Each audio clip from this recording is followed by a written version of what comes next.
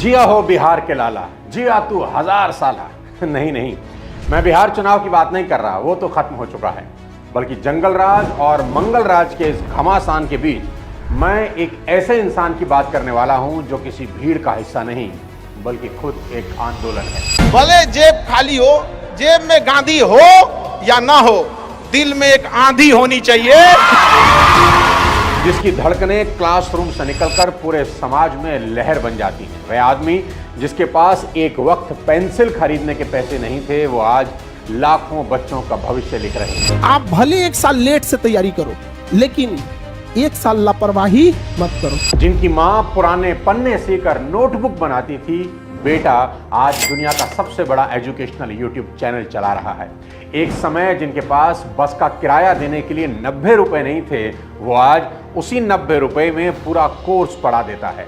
जिसने ठान लिया था अगर सिस्टम नहीं बदलेगा तो मैं बच्चों को इतना मजबूत बना दूंगा कि वो सिस्टम बदल देंगे। और एक वक्त ऐसा भी आया जब उनके कोचिंग सेंटर पर बम फेंक दिया गया। हमारा सब बम बहुत बेहतरीन ढंग से एक एक पिन पॉइंट कर करके ऑफिस में जगह जगह यहाँ पर, तो उनके हजारों बच्चे ढाल बनकर खड़े हो गए और कहने लगे, सर आप क्लासरूम में पढ़ाइए, बाहर जो होगा हम संभाल लेंगे। जिया हो बिहार के लाला, जिया तू 1000 साल। आप इसरो के वैज्ञानिक को लाइए, बिहार में चुनाव ना हरा दिया तो कहिएगा मुखिया के चुनाव में हरा देगा। जिस राज्य में धोड़ी चाटने वाला गाना ट्रेंडिंग में जाता होगा, नीचता की हद है। वो गाना गा रहा है, ये नीचता नहीं है। नीचता ये है कि यहाँ हम 12 करोड़ लोग उस गाने को ट्रेंडिंग में बना के उसको ट्रेंडिंग में पहुंचा देते हैं। इससे नीच हरकत क्या हो सकती है? आज के वीडियो में मैं बात करूंगा खान सर की, जिनकी पॉपुलैरिटी आज कई नेताओं और सेलिब्रिटी से ज्यादा है। सूर्यवंशी। अभी एक इवेंट में मैं और खान सर दिल्ली की चीफ मिनिस्टर के साथ एक साथ स्टेज पर थे। उनसे बात करके बेहद मजा आया, अद्भुत अनुभव था। बहुत कम लोग होते हैं जो सक्सेसफुल होने के बाद बड़े सिंपल रहते हैं। उनसे मिलते वक्त ही सोच लिया था जब भी टाइम लगा उनके ऊपर वीडियो जरूर बनाऊंगा। दोस्तों, लोगों को यह जानने में जितना वक्त लगा कि कटप्पा ने बाहुबली को क्यों मारा, उससे ज्यादा वक्त लगा ये जानने में कि खान सर का असली नाम क्या है। पर सच्चाई ये है कि नाम चाहे जो भी हो, उनकी पहचान अब किसी सरनेम की मोहताज नहीं। भ्रम में नहीं रहिएगा कि कोई आपका साथ देगा। कोई अगर आपका साथ दे सकता है, कोई आपको कामयाब कर सकता है, तो केवल एक व्यक्ति है, वो आप खुद है। खान सर वो इंसान है जो सपने देखते भी हैं और उन्हें हकीकत में बदलने की हिम्मत भी रखते हैं। उनका सपना था कि एजुकेशन का हक सिर्फ अमीरों तक सीमित ना रहे। रिक्शे वाले का बेटा, चाय वाले की बेटी, सिक्योरिटी गार्ड या किसी ड्राइवर का बच्चा, उसे भी वही मौका मिले जो किसी बड़े स्कूल में पढ़ने वाले को मिलता है। आज चाहे पटना हो या पटियाला, भोपाल हो या भागलपुर, हर शहर, हर गली में आपको खान सर का एक स्टूडेंट मिल जाएगा जो कहीं एसपी होगा, आईएएस होगा, रेलवे में होगा, डिफेंस में होगा या किसी ऑफिस में मेहनत से अपनी जिंदगी की कहानी लिख रहा होगा। अभी रक्षाबंधन का उनका मैंने एक वीडियो देखा, बाप रे बाप, राखियों की वजह से हाथ हथौड़ा हो गया है। 15 से 20 हजार बहनें राखी बांधने आई। कमाल का लगाव और इज्जत है। और जब हाल में उन्होंने अपनी शादी पर अपने स्टूडेंट्स के लिए महाभोज रखा तो इतनी भीड़ आई कि किसी नेता की रैली भी छोटी लग जाए। 70,000 स्टूडेंट अपने सर का आशीर्वाद लेने पहुंचे। लाइन जो था यहाँ पीएमसीएच से लेके एनआईटी तक लगा हुआ था। एजुकेशन किसी भी इंसान को आसमान तक पहुंचा सकती है। खान सर इसका जीता जागता उदाहरण है। कपिल शर्मा के शो से लेकर कौन बनेगा करोड़पति में अमिताभ बच्चन के सामने वो बैठ चुके हैं। 107 करोड़ से शायद हम कुछ घर बना लेते, लेकिन ठुकरा कर जो बच्चों को पढ़ाया है ना, आज हिंदुस्तान के हर भारतीयों के दिल में मेरा एक घर है। क्या बात है साहब। एजुकेशन में रेवोल्यूशन लाने के बाद अब खान सर हेल्थ के क्षेत्र में एक बड़ा इतिहास रचने जा रहे हैं। पटना में उन्होंने बनवाया एक ऐसा हॉस्पिटल जहां इलाज सरकारी हॉस्पिटल से सस्ता होगा, लेकिन सर्विसेज किसी प्राइवेट हॉस्पिटल से कम नहीं होंगी। वो कहते हैं अगर बीमारी अमीर और गरीब देखकर नहीं आती तो इलाज भी अमीर और गरीब देखकर नहीं होना चाहिए। लेकिन अब सुनिए कमिटमेंट का लेवल। जब हॉस्पिटल बन रहा था उन्होंने कहा ऑपरेशन थिएटर में महंगा मार्बल लगाओ, कोई कमी नहीं रहनी चाहिए। काम हुआ, सब कुछ चमक उठा। लेकिन जब हेल्थ एक्सपर्ट आए उन्होंने कहा सर ये मार्बल इन्फेक्शन फैला सकता है, गलत टाइल लग गई। कोई और होता तो कहता यार इतना पैसा लग गया है, क्या फर्क पड़ता है। लेकिन खान सर ने एक सेकंड नहीं सोचा, उन्होंने वहीं खड़े खड़े कहा पूरा फ्लोर तोड़ दो और वही टाइल लगाओ जो डॉक्टर कह रहा है, क्योंकि उनके लिए लग्जरी नहीं लाइफ मैटर करती है। उनके लिए नेम नहीं, नेशन मैटर करता है। इस हॉस्पिटल में डायलिसिस, कैंसर ट्रीटमेंट से लेकर ब्लड बैंक और मॉडर्न ऑपरेशन थिएटर तक सभी फैसिलिटीज होंगी, लेकिन फीस बेहद मामूली रखी गई है। मतलब जो फिलॉसफी उन्होंने एजुकेशन सिस्टम में फॉलो की वही हेल्थ सेक्टर में करेंगे, यानी अफोर्डेबल। आखिर क्या है वो सोच जो एक आम इंसान को इतना महान बना देती है कि करोड़ों लोग उसे अपना गुरु या अपने परिवार का हिस्सा मानने लगते हैं। उनकी इस इंस्पिरेशन जर्नी के लिए थोड़ा फ्लैशबैक में आपको ले जाना चाहूंगा। अपने बचपन के बारे में खान सर मजाक में कहते हैं कि मैंने गरीबी को उतने पास से देखा है जितने पास से लोगों ने अपनी पत्नी को भी नहीं देखा होता।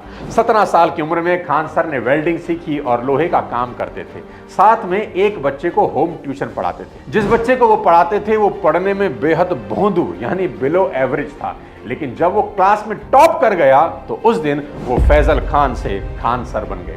खान सर की यूएसपी है उनका अनोखा पढ़ाने का अंदाज। वो खुद कहते हैं मेरा पढ़ाया हुआ बच्चा भूलना भी चाहे तो भूल नहीं सकता। लड़का हमसे पूछता है सर इतनी भीड़ है आपके पास, तो कहते सर डाउट कैसे पूछेंगे?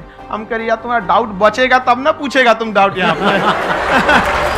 और जो भी उनकी क्लास में बैठ चुका है या उनके वीडियो देख चुका है वो जानता है कि ये घमंड नहीं, हकीकत है। वो वर्ल्ड वॉर को ऐसे समझाते हैं जैसे सामने रणभूमि सजी हो।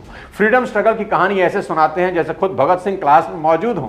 यूक्रेन, रशिया या इजराइल, फिलिस्तीन जैसे जटिल मुद्दों को वो अपने देसी अंदाज में ठेठ भाषा में यूं खोलते हैं कि सुनने वाला हंसते हंसते सोचने पर मजबूर हो जाता है। उनके शब्द दिमाग में नहीं दिल में उतरते हैं, क्योंकि वो सिखाते नहीं जगा देते हैं। यही वजह है कि खान सर का हर पाठ याद रहता नहीं, असर छोड़ जाता है। उनके क्लास में घंटी से ज्यादा तालियां बजती हैं। बच्चे हंसते हंसते सीखते हैं। कोई टॉपिक कितना भी भारी क्यों ना हो, बीच में कोई लोकल एग्जाम्पल या मजाक डालकर वो माहौल को हल्का कर देते हैं। तो प्रकाश नहीं जाएगा तो धुंधला दिखेगा और ऊपर वाला भाग साफ दिखेगा। इसी को कहते हैं चांद में भी दाग है। अरे ससुरा गाढ़ा है। वो इतिहास को केवल तारीखों में नहीं बांधते बल्कि उसे घटनाओं के सिलसिले के रूप में पिरो देते हैं। 1857 की क्रांति समझाते हुए वो कहते हैं कि अगर उस वक्त मोबाइल होता तो सबसे पहले ब्रेकिंग न्यूज देता कौन। उनकी बोली में किताबों की पॉलिश नहीं, मिट्टी की महक है। शायद यही वजह है कि जो बातें दिल्ली या मुंबई के क्लासरूम में कॉम्प्लेक्स लगती हैं, पटना के इस मास्टर के मुंह से आसान हो जाती हैं। कहते हैं हर अच्छे टीचर के पास एक स्टाइल होता है, लेकिन खान सर के पास एक कनेक्ट है। वो दिमाग नहीं भरते, सोच खोल देते हैं। और शायद यही वजह है कि उनके पढ़ाए बच्चे सिर्फ पास नहीं होते, बदल जाते। जब वो महात्मा गांधी की बात करते हैं तो आज की जनरेशन की आंखें खुल जाती हैं। वो कहते हैं कि आज का जो जेनजी है ना, जिसे ना तो फ्रीडम स्ट्रगल का पता है ना गांधी की तपस्या का कोई मोल, वो बस इतना जानता है कि 2 अक्टूबर को छुट्टी होती है और फिर वही जेनजी गांधी को गाली देता है। खान सर का तर्क बिल्कुल साफ है कि गोडसे को गलत सुपारी मिली थी, उसे गांधी को नहीं जिन्ना को मारना चाहिए था। नाथूराम गोडसे, हमको लगता है इसलिए किसी ने गलत सुपारी दे दी थी, फोटो दिखाने में गलत कर दिया, मारना है इसको मार दिया उसको जाके। भाई मारना था तो जिन्ना को मार देते यार। उनकी नजर में गांधी वो व्यक्ति थे जिन्होंने बिना तलवार, बिना सेना, सिर्फ सत्य और अहिंसा से ब्रिटिश साम्राज्य की नींव हिला दी। उन्होंने भारत को आजादी ही नहीं दी बल्कि इंसानियत का सबसे बड़ा पाठ भी सिखाया। लोग भले गाली देते हैं, जिसकी औकात अपने गांव के मुखिया से लड़ने की नहीं है, जिसकी औकात एक विधायक से लड़ने की नहीं है, वो उस गांधी पे आवाज उठाता है जो गुलाम देश में इंग्लैंड की महारानी से लड़ा था। कि बदलाव बंदूक से नहीं विचार से आता है। खान सर ऐसे पढ़ाते हैं जहां इतिहास रटने की चीज नहीं, समझने का जरिया बन जाता है। अपने शिक्षा के आंदोलन के लिए खान सर ने एक ऐसे राज्य को चुना जिसकी कहानी बेहद दर्दनाक है। कभी ज्ञान की धरती कहलाने वाला बिहार आज गरीबी और पलायन की पहचान बन गया। सदियों से यहां बुद्ध पैदा हुए, चाणक्य ने नीति लिखी, लेकिन हालात ऐसे बने कि बिहारी शब्द एक मजाक, एक गाली बनकर रह गया।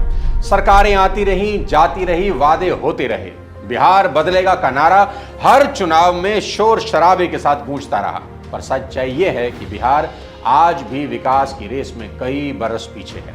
बिहार पूरे देश में तीसरा सबसे ज्यादा आबादी वाला राज्य है, लेकिन गरीबी में बिल्कुल आखिरी पायदान पर है। प्रशांत किशोर कहते हैं कि बिहार जितना कागजों में गरीब दिखता है, हकीकत में उससे भी ज्यादा गरीब है। कि भाई आंकड़ों में जितना बिहार गरीब दिखता है, उससे हकीकत मुझसे कई गुना ज्यादा बदहाल और गरीब है। एक समय ऐसा भी था जब अपहरण यहाँ का उद्योग धंधा बन चुका था। प्रकाश झा की फिल्म आई थी बहुत साल पहले, अपहरण।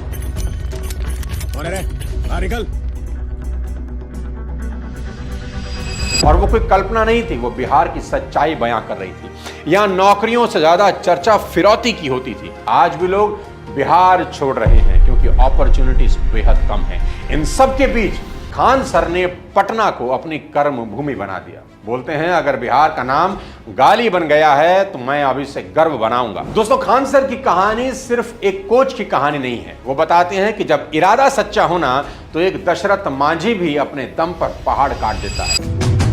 खान सर उस साइलेंट रेवोल्यूशन का हिस्सा हैं जो ना टीवी डिबेट में दिखता है, ना रैलियों में सुनाई देता है, लेकिन हर उस बच्चे के दिल में चल रहा है जो किसी कोचिंग क्लास या ऑनलाइन क्लास में बैठकर अपनी जिंदगी का इम्तिहान दे रहा है।